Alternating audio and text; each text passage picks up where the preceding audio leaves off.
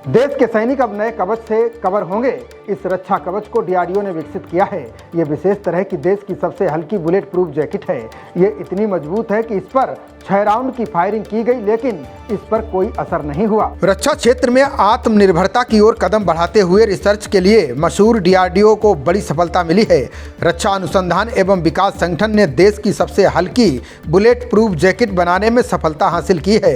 रक्षा मंत्रालय ने इसकी जानकारी शेयर की है।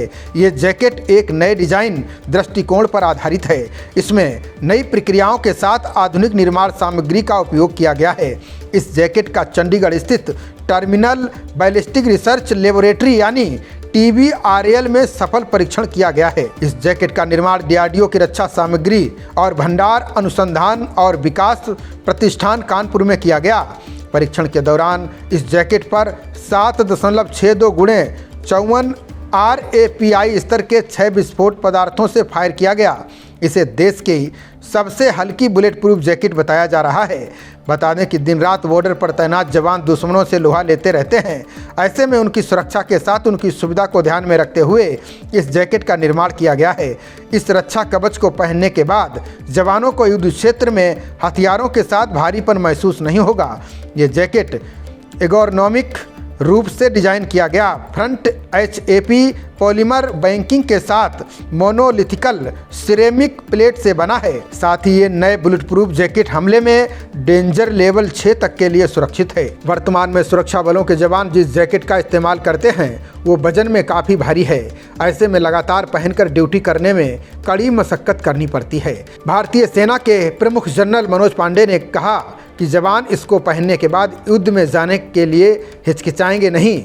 उन्होंने आत्मनिर्भरता पर जोर देते हुए कहा कि राष्ट्र की सुरक्षा को ना तो आउटसोर्स किया जा सकता है और ना ही दूसरों की उदारता पर निर्भर रहा जा सकता है। आर्मी चीफ ने आगे कहा कि हम राष्ट्र हितों की रक्षा करते हुए अलग अलग किस्म के माहौल में पूरी क्षमता के साथ युद्ध जीत सकते हैं। हमारे पास मौजूदा समय में 340 स्वदेशी डिफेंस इंडस्ट्री हैं, जो कि 2025 तक 230 कॉन्ट्रैक्ट के पूरा होने की दिशा में काम कर रही हैं। इन पर 2.5 लाख करोड़ रुपए खर्च आएगा।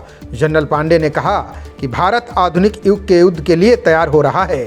पहले की तकनीक से युद्ध को नहीं जीता जा सकता है, इसलिए हथियार प्रणालियों और उपकरणों के अलावा हम 45 सोशल टेक्नोलॉजी पर भी काम कर रहे हैं। इनके डेवलपमेंट के लिए 120 स्वदेशी प्रोजेक्ट चल रहे हैं। क्षमता विकास के लिए स्वदेशी से आधुनिकीकरण हमारा मंत्र रहेगा। उन्होंने बताया कि 10 साल पहले सेना के आयात 30 से 50% थे। अब पिछले 2 वित्तीय सालों में लगभग 0% पर आ चुके हैं। हमारा ध्यान 2030 तक सेना को आधुनिक बनाने पर है। हम इस लक्ष्य को ध्यान में रखकर काम कर रहे हैं। खबरों का सिलसिला जारी रहेगा। देखते रहिए जनप्रवाद। नमस्कार।